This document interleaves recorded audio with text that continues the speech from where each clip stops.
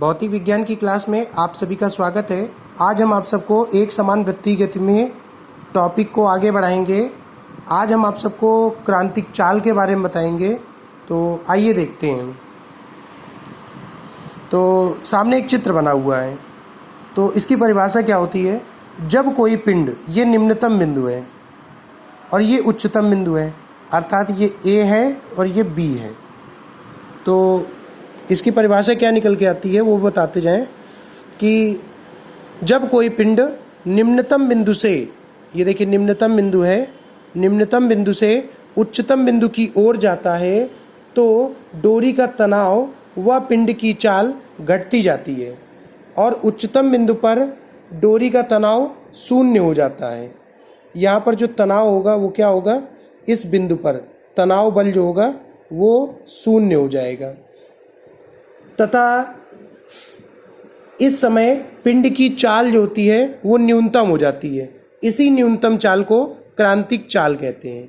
फिर से परिभाषा देखिए, जब कोई पिंड निम्नतम बिंदु से उच्चतम बिंदु की ओर जाता है तो डोरी का तनाव व पिंड की चाल घटती जाती है और उच्चतम बिंदु पर डोरी का तनाव शून्य हो जाता है तथा पिंड की चाल न्यूनतम हो जाती है।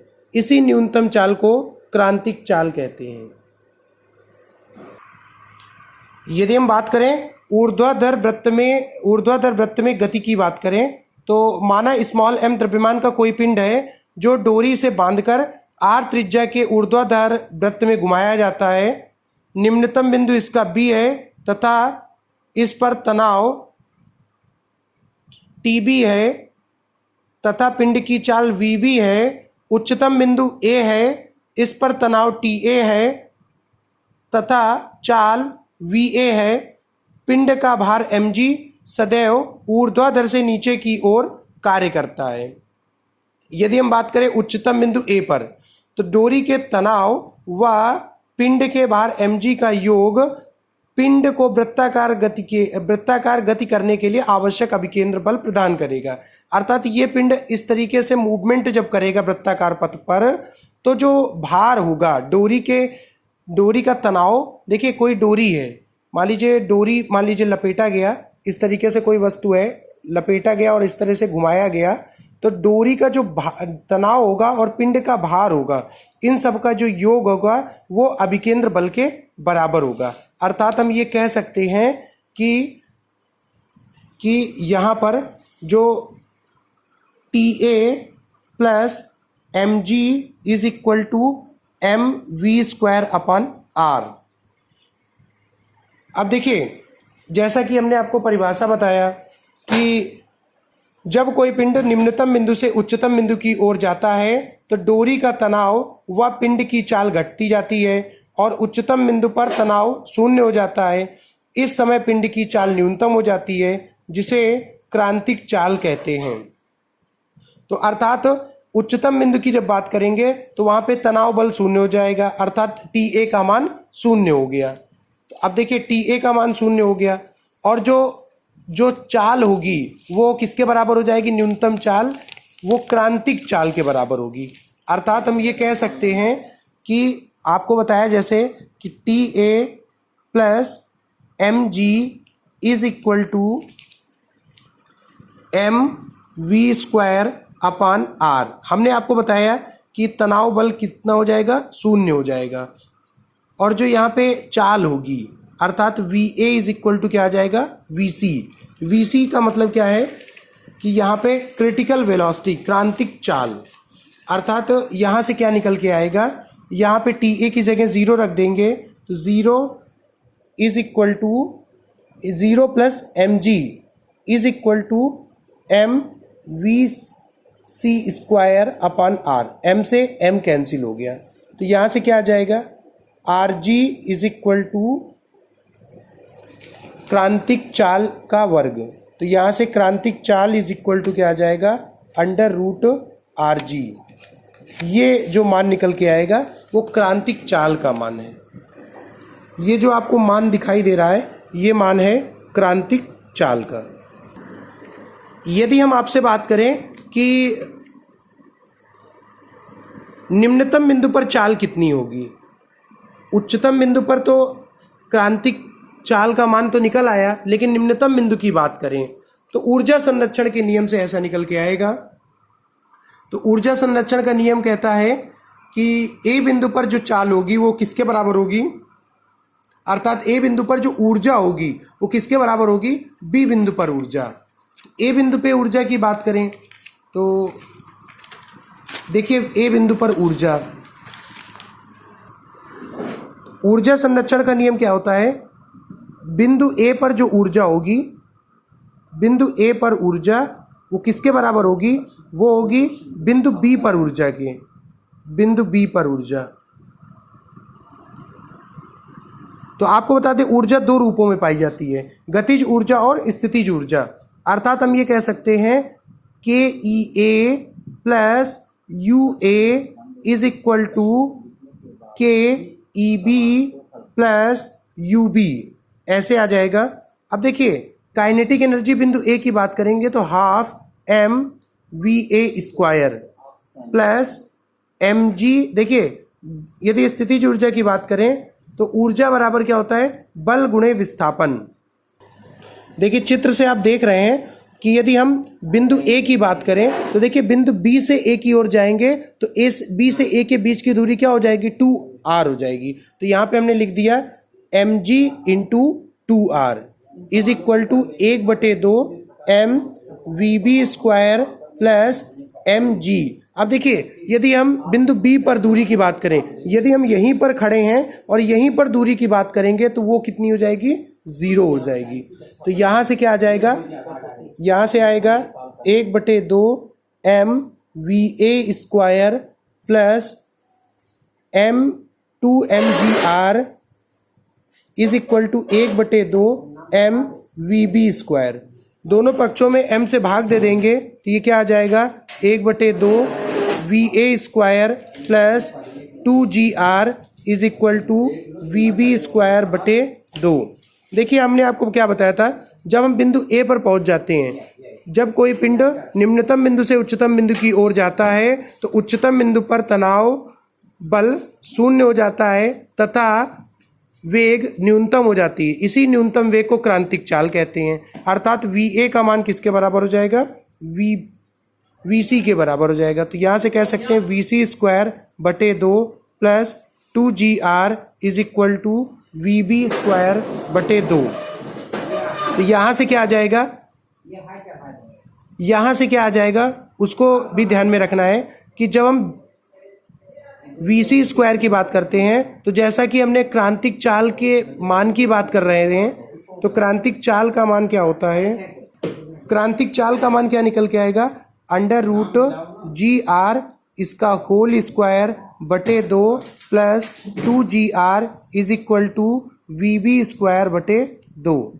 तो यहाँ से क्या आ जाएगा, यहाँ से आ जाएगा gr बटे 2 plus 2gr is equal to V B square बटे 2। एलसीएम ले लेंगे तो क्या आ जाएगा, gr प्लस 4gr बटे 2 is equal to V B square बटे 2। 2 से 2 कैंसिल हो गया तो V B square is equal to क्या आ जाएगा, 5gr, या V B is equal to क्या निकल के आएगा, V B is equal to √5gr। यदि हम निम्नतम बिंदु की बात करें, निम्नतम बिंदु बी पर की बात करें तो डोरी का तनाव वहाँ पे टीबी होगा तथा भार का जो अंतर होगा, अर्थात हम ये कह सकते हैं कि TB minus M G is equal to M V B square upon R. तो यहाँ से T V is equal to क्या आ जाएगा, यहाँ से आ जाएगा M G plus M V B square upon R. तो यहाँ से T B is equal to क्या आएगा, M G plus M, V B का मान क्या निकल के आया था, वी बी का मान √5gr आया था। तो ये √5gr इसका होल स्क्वायर बटे आर। तो यहाँ से T V is equal to M G plus M into 5gr बटे आर। आर से आर कैंसिल हो गया, तो यहाँ से T B is equal to M G plus 5 mg। तो यहाँ से T B is equal to क्या आ जाएगा,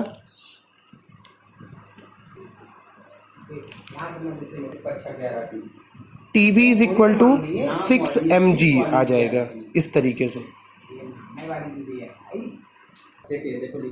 यदि हम क्षैतिज स्थिति में डोरी के तनाव की बात करें और पिंड के चाल की बात करें तो वहां भी ऊर्जा संरक्षण के नियम से बिंदु ए पर कुल ऊर्जा बिंदु बी पर कुल ऊर्जा के बराबर हो जाएगी।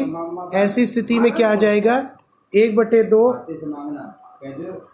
ये देखिए, यदि हम बात करें ऊर्जा संरक्षण के नियम पे क्षैतिज की बात कर रहे हैं तो यहाँ पर क्या हो जाएगा, ये यहाँ से आगे की तरफ जाएगा।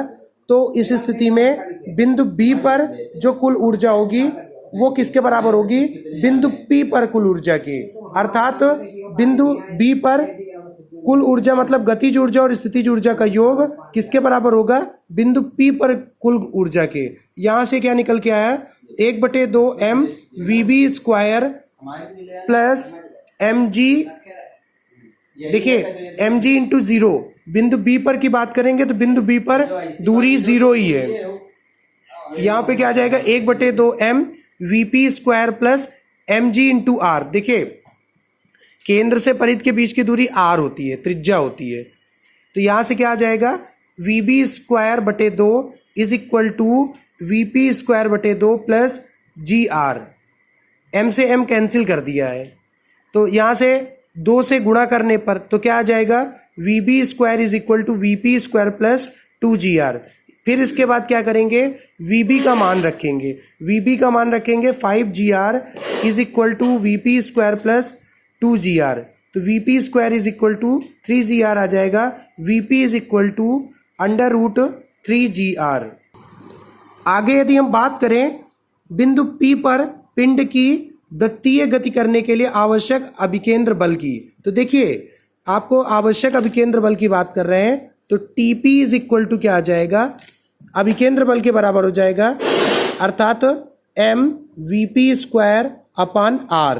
तो TP is equal to m V P की जगह 3gr √3gr है, इसका होल स्क्वायर कर देंगे बटे r। तो यहाँ से TP इज इक्वल टू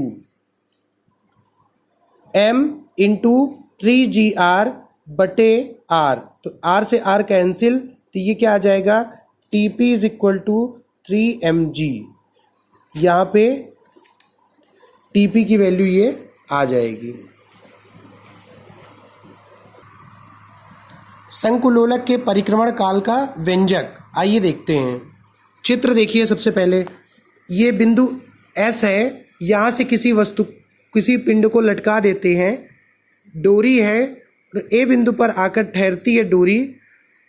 तो यहाँ से हमने लिखा है, माना एक डोरी जिसकी लंबाई L है और इसका एक डोरी के अंतिम बिंदु पर, अंतिम छोर पर एक वस्तु को, पिंड को लटका दिया है जो कि स्मॉल r त्रिज्या के क्षैतिज वृत्त के गति कर रहा है। डोरी में जो क्षण पर ऊर्ध्वाधर से झुकाव थीटा है, पिंड का भार mg ऊर्ध्वाधर नीचे की ओर व डोरी में तनाव T बिंदु S की ओर कार्य करता है।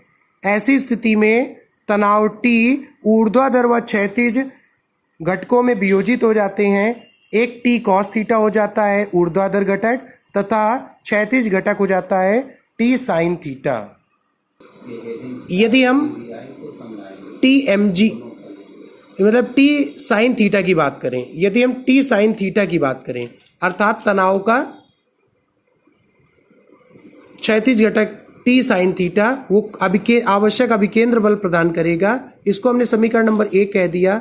और जो T cos थीटा हो जाएगा वह वस्तु के भार को संतुलित करेगा। समीकरण 1/2 से यहाँ से क्या आ जाएगा, T sin थीटा बटे T cos theta is equal to mv square upon r बटे mg। तो m से m कैंसिल हो गया, T से T कैंसिल हो गया, तो sin थीटा बटे cos theta is equal to V square upon R G. तो यहाँ से tan theta is equal to क्या आ जाएगा, V square upon R G. इसको हमने समीकरण नंबर 3 कह दिया।